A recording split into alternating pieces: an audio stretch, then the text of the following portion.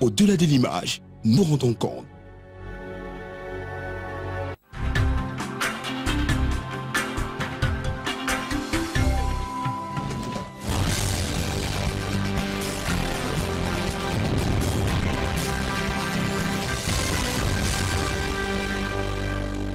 Bonsoir à tous. À la une de ce journal, une vingtaine de femmes traquées et arrêtées après une manifestation engagée dans les rues de la capitale du Cameroun. Ces femmes, exaspérées de subir l'escalade de la violence meurtrière, exigent un cessez-le-feu sur le théâtre de la crise anglophone. Ces voix féminines maintiennent la pression sur le chef de l'État pour l'ouverture d'un dialogue politique en vue de résoudre et de mettre un terme à ces tensions observées dans les régions du Nord-Ouest et du Sud-Ouest. Sénatorial 2018, à la veille de l'ouverture de la campagne électorale, l'on note qu'il y a des curiosités dans la liste RDPC. La mise à l'écart de certains parlementaires alimente les conversations dans les chaumières du RDPC. Et autre curiosité, c'est la présence des 6 formations politiques qui visent les 7 sièges de sénateurs mis en jeu dans le littoral. Analyse et décryptage à suivre dans le chapitre politique du 20h.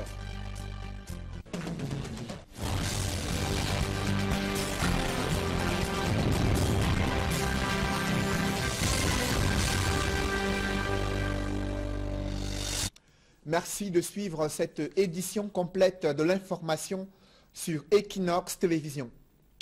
Elles sont exaspérées de subir l'escalade de la violence meurtrière sur le théâtre de la crise anglophone. Des femmes se sont mobilisées dans les rues de Yaoundé appartenant au mouvement Stand Up for Cameroun. Elles exigent un cessez-le-feu sur le théâtre de la crise anglophone et demandent à rencontrer le chef de l'État afin qu'il ouvre un dialogue politique pour résoudre cette crise anglophone. Ces femmes ont été arrêtées après leur manifestation. Des précisions avec Élisée Bokba et Aïk Cyril.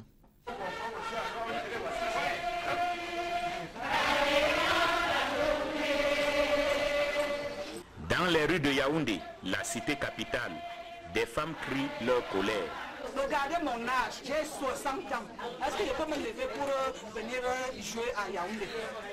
Regardez les femmes que j'ai amenées. On n'a pas de route, on n'a pas de lumière.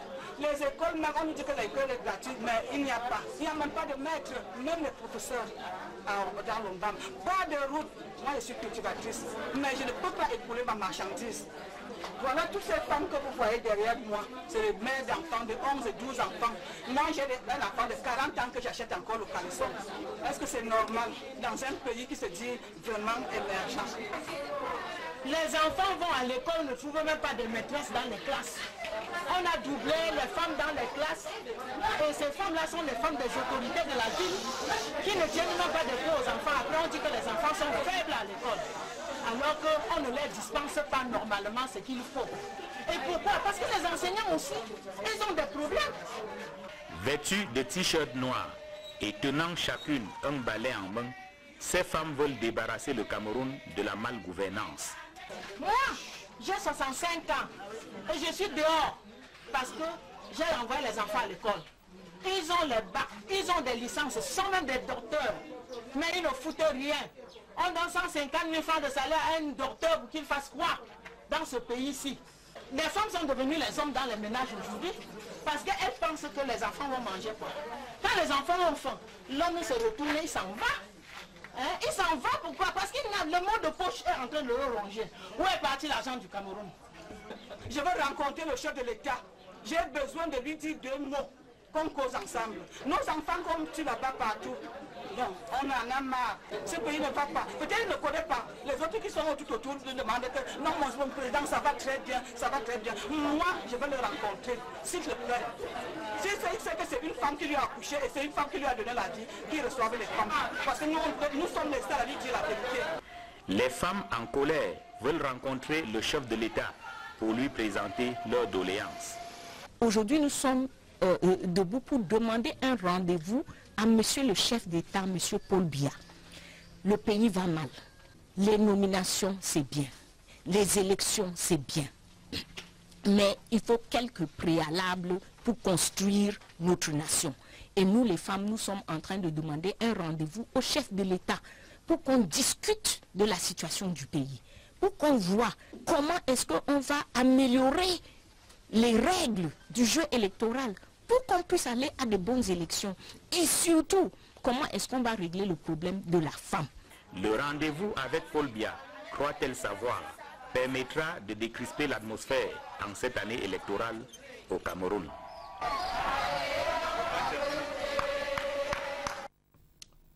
À la veille de l'ouverture de la campagne électorale pour les sénatoriales 2018, des curiosités apparaissent sur les listes RDPC.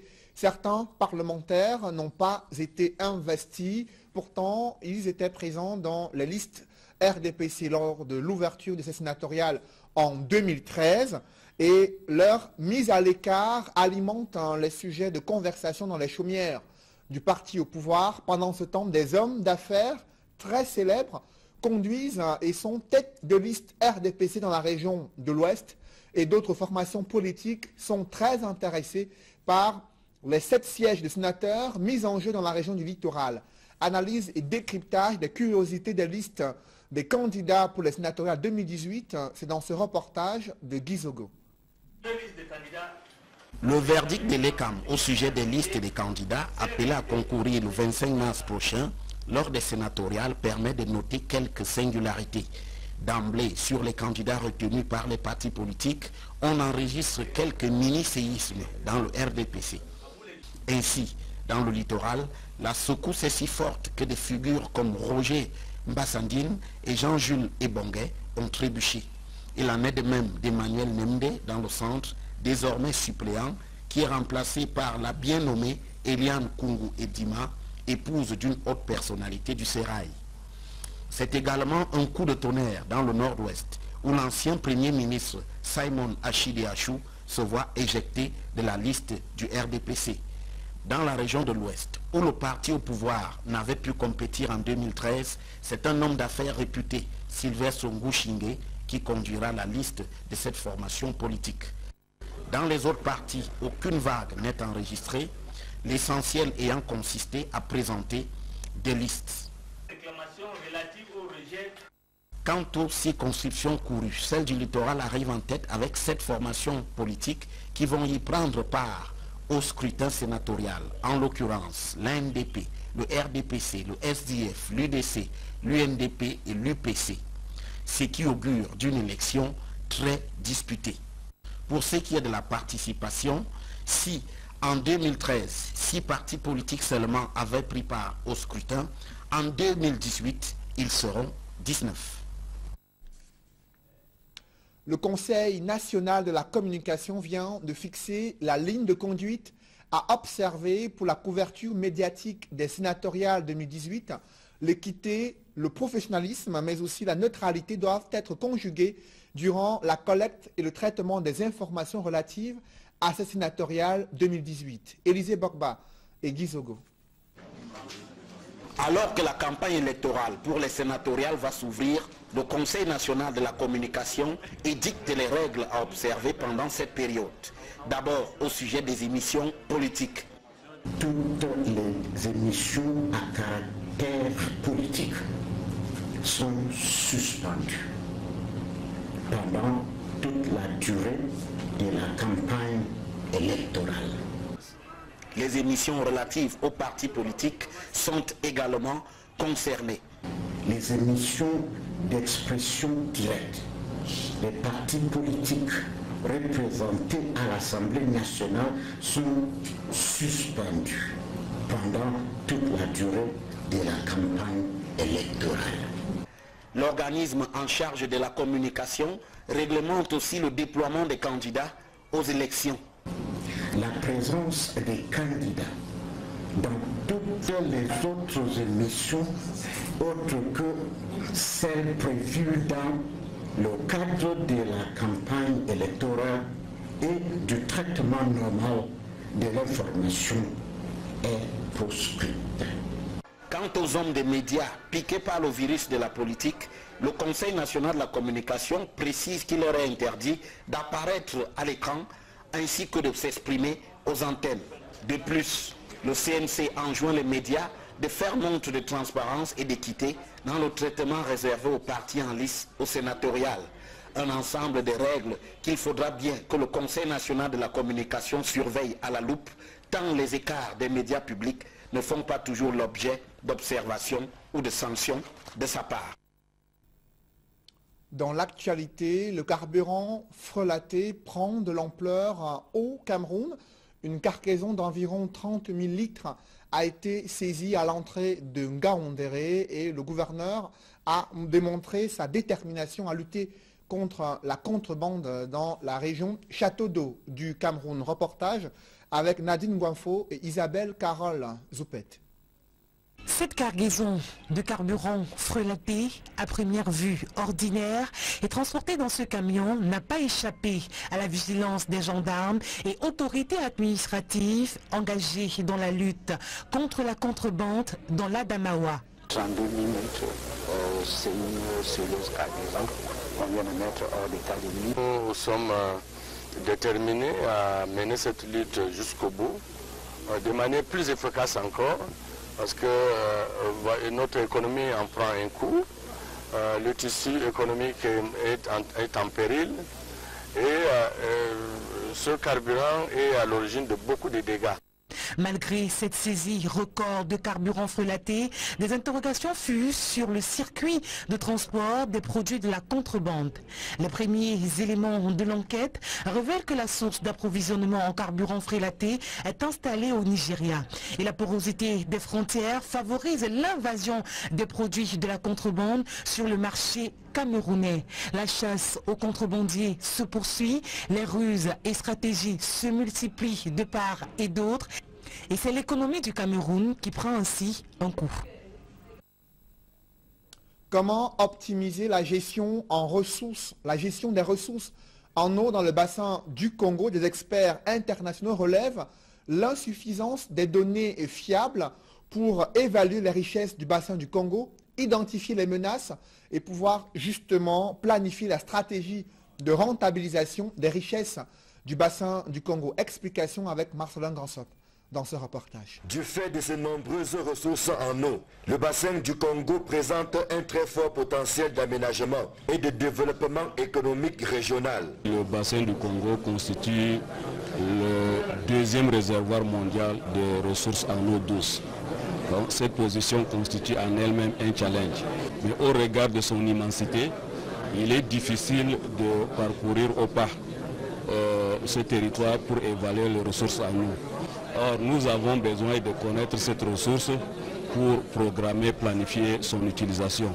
Malheureusement, seule une vingtaine de stations hydrométriques fonctionnent dans tout le bassin, contre plusieurs centaines par le passé. D'où l'urgence qu'il y a aujourd'hui à changer la donne, en mettant en place un système qui permet d'avoir des données réelles, issues du suivi hydrométéorologique de ce vaste territoire. Aujourd'hui, nous sommes au Cameroun, dans le cadre d'un projet financé par l'Agence française de développement sur l'altimétrie spatiale. Et ce projet nous permet de générer les données sur les hauteurs d'eau du bassin du Congo à travers les prélèvements instituts et les technologies innovantes de l'altimétrie spatiale. Et la combinaison de ces deux technologies nous permet d'avoir des données fiables qui serviront comme des outils d'aide à la prise de décision par le gouvernement responsable de la gestion du bassin du Congo. Cela permettrait alors de mieux planifier la gestion des ressources du bassin en tenant compte par exemple des impacts des changements climatiques, devenus une réelle préoccupation. L'atelier d'aujourd'hui donc constitue un lieu de partage pour échanger avec les experts des pays pour qu'ils maîtrisent cette technologie-là, pour l'implémenter dans nos pays et à terme réussir à connaître la ressource en eau dans le bassin du Congo. C'est en 1999 que les chefs d'État du Cameroun, de la Centrafrique et de la RDC ont créé la Commission internationale du bassin du Congo, avant d'être rejoints plus tard par le Gabon et l'Angola. Cette commission travaille à la dynamisation du secteur des transports par voie d'eau intérieure, ce qui est crucial pour le désenclavement régional que les chefs d'État des pays concernés appellent de tous leurs vœux. Dans le chaudron de la crise anglophone, le climat social et sécuritaire ne cesse de se dégrader. Une tentative d'enlèvement des élèves a été déjouée de justesse en milieu de semaine dans une école presbytérienne située à Batibo, dans le département de la Momo, région du Nord-Ouest. Selon le ministre de l'administration territoriale, des assaillants à bord de motocyclettes ont attaqué les forces de défense assurant la garde de cette école. Le ministre Paul Atangandi affirme que l'intervention des forces de sécurité a mis en déroute les assaillants. Durant cette riposte, un soldat camerounais a perdu la vie et 3 élèves ont été blessés selon le ministre Paul Atangandi. Dans son communiqué, il explique comment les départements de la Momo et la Manu sont devenus l'épicentre des agressions mortelles, enlèvements, mais aussi viols de filles mineures, des exactions attribuées aux assaillants qualifiés de milices terroristes. Dans le communiqué du ministre de l'administration territoriale, il indique avoir donné des instructions au gouverneur des 2 régions du Nord-Ouest et du Sud-Ouest pour l'interdiction provisoire de l'exercice des activités de mototaxi dans plusieurs localités situées dans le département de la Momo, Ngok et Tundia, dans le Nord-Ouest. Une mesure d'interdiction de l'activité des mototaxis qui concerne également l'ensemble du département du Dian, certaines localités du Fako et de la Mémé dans la région du Sud-Ouest. Et restons dans le Sud-Ouest où il y a de nombreux déplacements des populations qui fuient les affres de la guerre contre les mouvements séparatistes. Selon les autorités nigérianes, près de 40 000 Camerounais ont trouvé refuge dans certaines localités situées à la frontière entre le Cameroun et le Nigeria. Des précisions dans ce reportage de Derek Diator et Eric Martial Diomo. Localité d'Amana, dans l'état du Cross River, au Nigeria.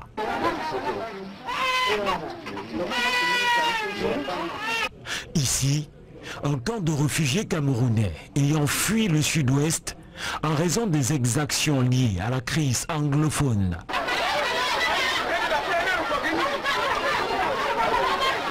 Ils sont plus de 2000 recensés dans ce camp. Depuis le début de la crise anglophone au Cameroun, près de 22 camps de réfugiés ont été formés dans le sud-est du Nigeria. L'on dénombre aujourd'hui plus de 40 000 Camerounais qui ont investi ces camps. À Amana, les conditions de vie des réfugiés et déplacés camerounais sont des plus exécrables. Nous avons trop de problèmes, notamment des problèmes de logement, des problèmes liés à la nutrition. Des scènes de bagarres naissent très souvent, des disputes liées à de petites portions de nourriture.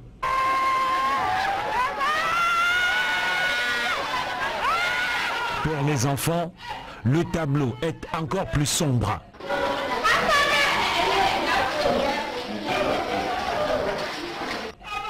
Le gouvernement de l'État du Cross River multiplie les efforts pour encadrer ces déplacés et réfugiés camerounais, mais les besoins restent énormes, ceci malgré les aides et dons sporadiques que font différentes organisations. Au regard de cette situation humanitaire inquiétante, des femmes plaident pour la promotion du vivre ensemble et le retour des enfants à l'école dans les régions du Sud-Ouest. Des femmes qui ont défilé lors de la journée internationale de la femme sous haute surveillance militaire à Tombel. Évocation dans ce reportage de Jacques Molon et Julingue Nyondé.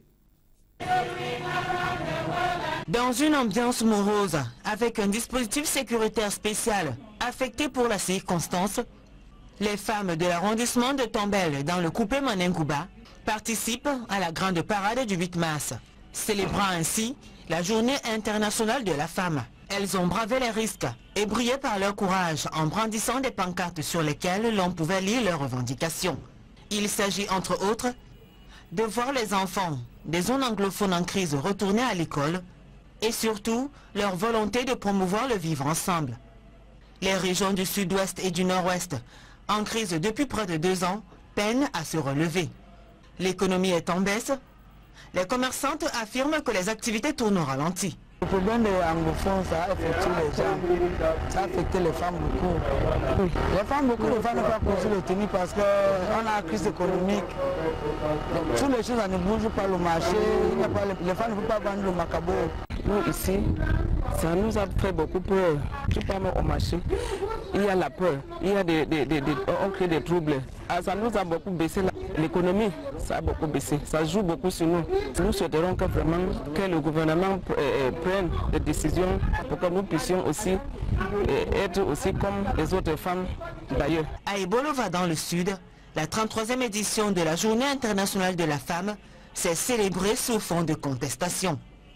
Les femmes dénoncent leur faible représentativité dans les instances de décision locales, le phénomène des unions libres et l'exploitation sexuelle des filles, entre autres.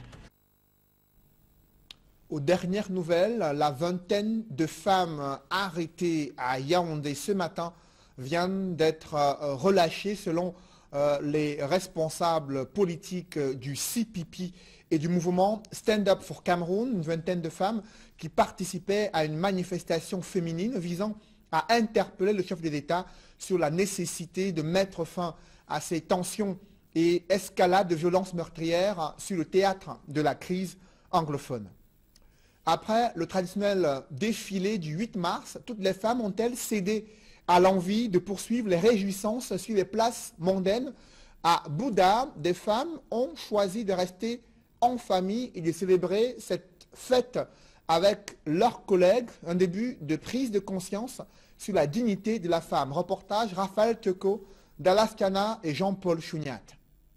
À la fête du 8 mars 2018 à Bouddha, des femmes de cet arrondissement ont choisi de festoyer dans la dignité et la responsabilité, loin des débits de boissons et autres points chauds exposés aux excès et autres débordements régulièrement observés à cette occasion. Tenez par exemple, les femmes du corps de la justice et de la santé montrent le chemin à suivre en organisant chacune des réjouissances dans leurs services respectifs et d'autres dans leur domicile.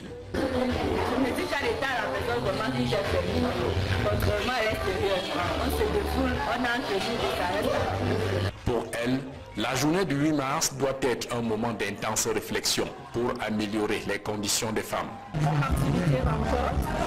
ont organisé aussi un table autour du thème de la journée. Ce n'est pas l'occasion pour la femme de monter, de descendre, d'aller dans les bars, de déboucher, ou même de ne pas s'occuper de leur famille.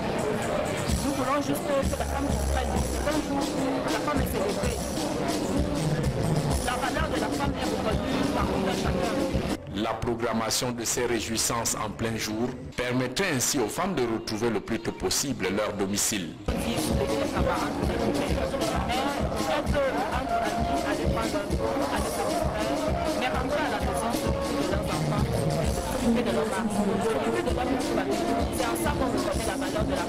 Après avoir mené de nombreuses activités durant leur semaine, l'apothéose, c'était bien en début de matinée avec la parade des femmes cintrées dans leur tenue à la place des fêtes de Bouddha.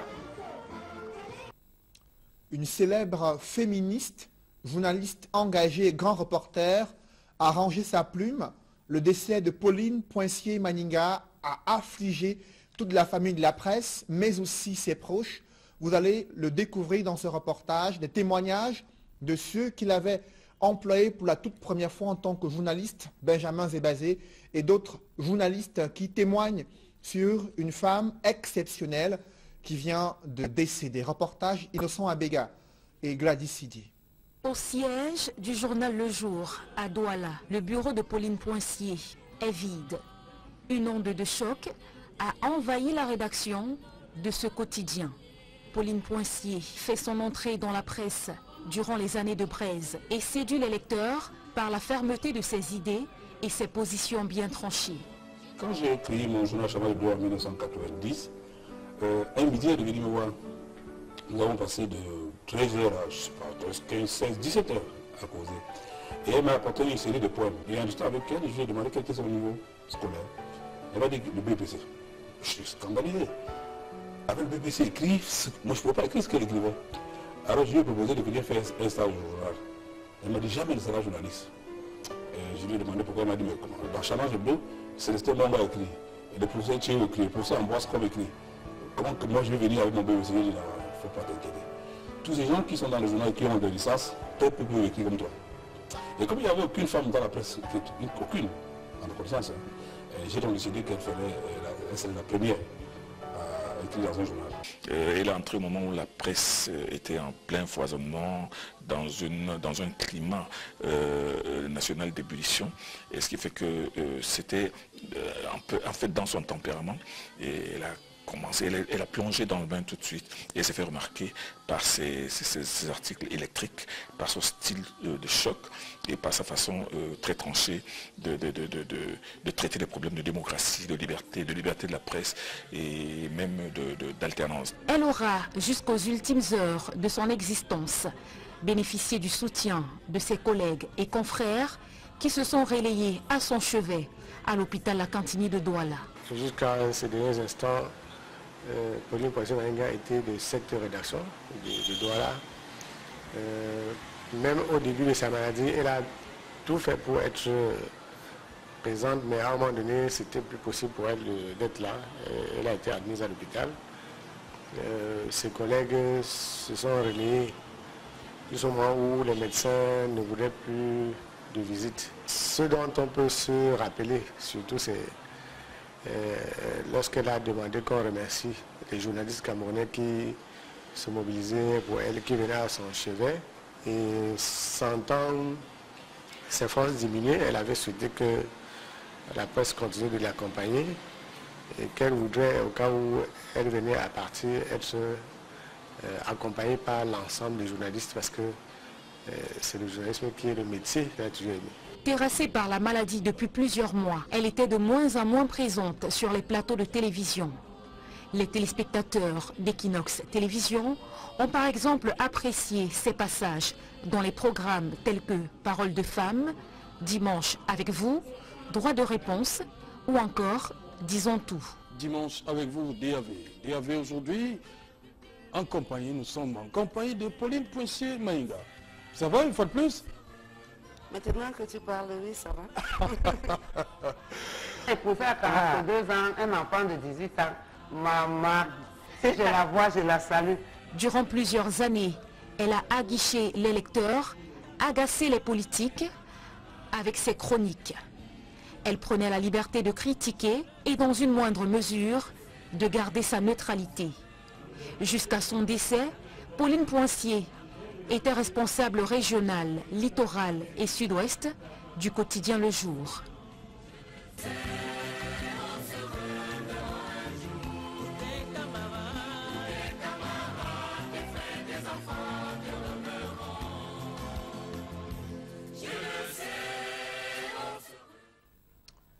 À présent, des reportages dans ce journal. Les supermarchés d'œuvres ont organisé des conférences, débats et des activités ludiques pour la célébration de la Journée internationale de la femme et notamment réservées pour le personnel féminin des supermarchés d'œuvres. Reportage.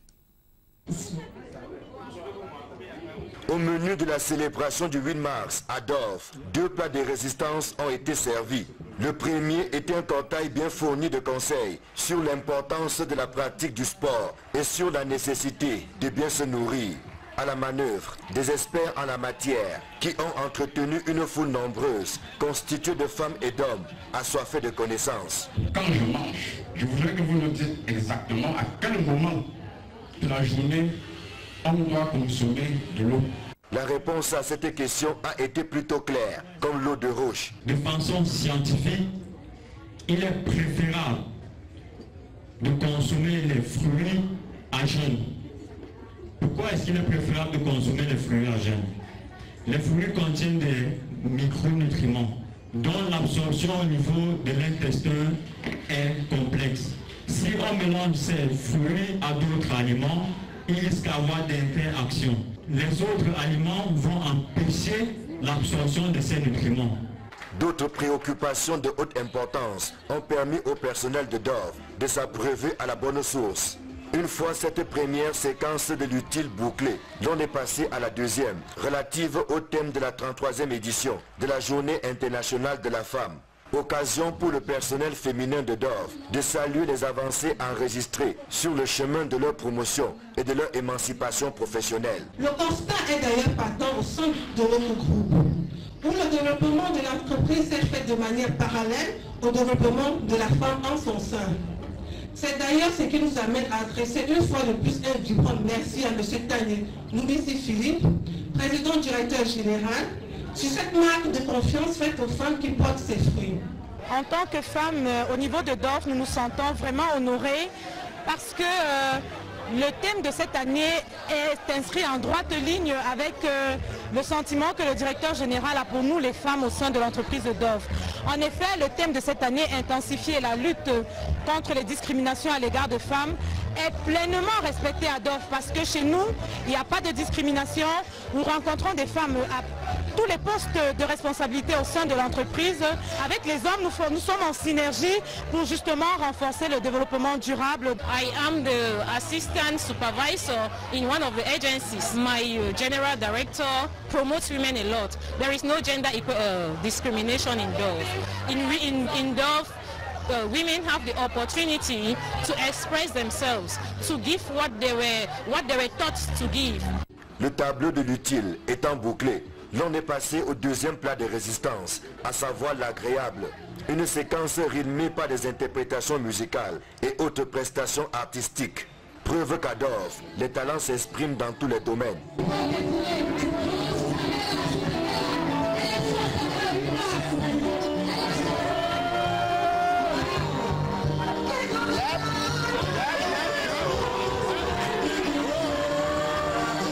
À chacune des étapes de cette célébration, les femmes ont bénéficié du précieux soutien du personnel masculin de DOF. Preuve qu'entre les deux, le courant passe plutôt bien.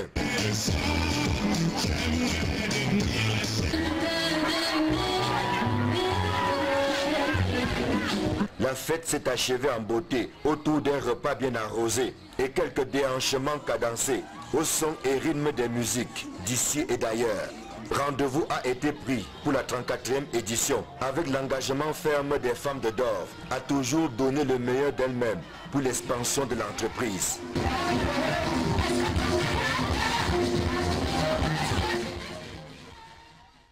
Le groupe bancaire Ecobank et sa microfinance ont mobilisé le personnel féminin à travers des activités sportives, des actions caritatives, mais aussi des manifestations culturelles lors de la journée internationale des droits des femmes. Reportage.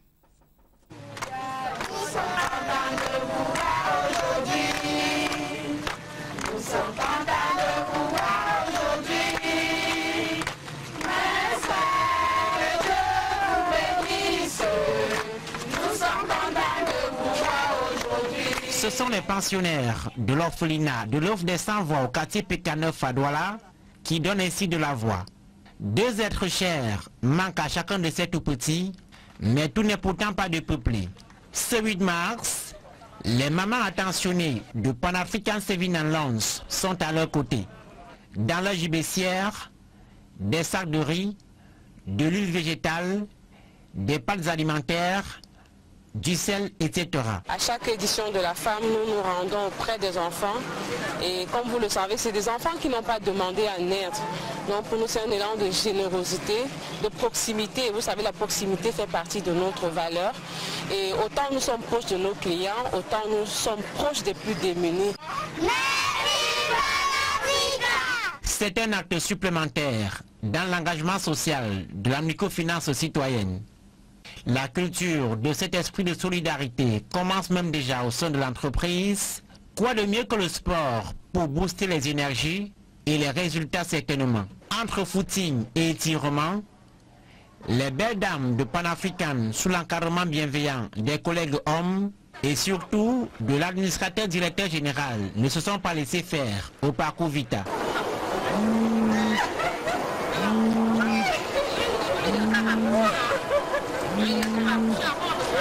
Donc aujourd'hui, il est important pour nous qu'on magnifie cet esprit d'équipe parce qu'on est en famille, on n'est plus entre directeurs et employés, mais c'est la grande famille de Pan-African Savings and Loans qui est réunie aujourd'hui à ce lieu mythique de sport pour pouvoir fêter la femme et aussi fêter la relation qui nous lie tous les jours. C'est vrai que le bureau le travail au bureau, ça stresse.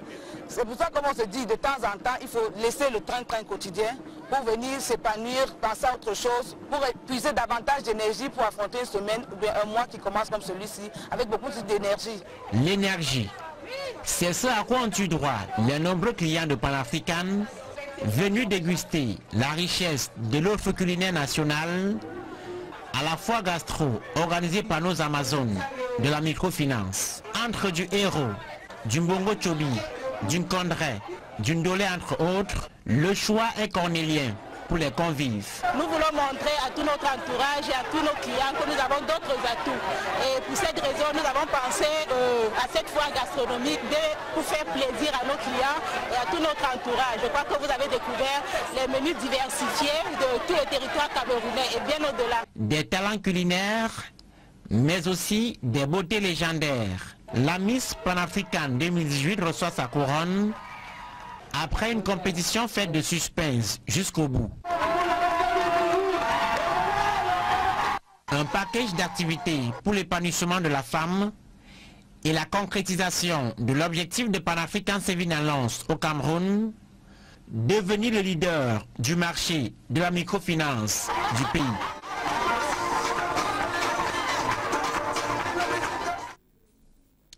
Mesdames, Messieurs, c'est la fin de ce journal. Merci de l'avoir suivi. Restez sur Equinox Télévision juste après cette édition du 20h, l'émission Tendance économique et autour de 21h, l'émission Horizon Sport sur Equinox Télévision. Bonne soirée sur cette même antenne.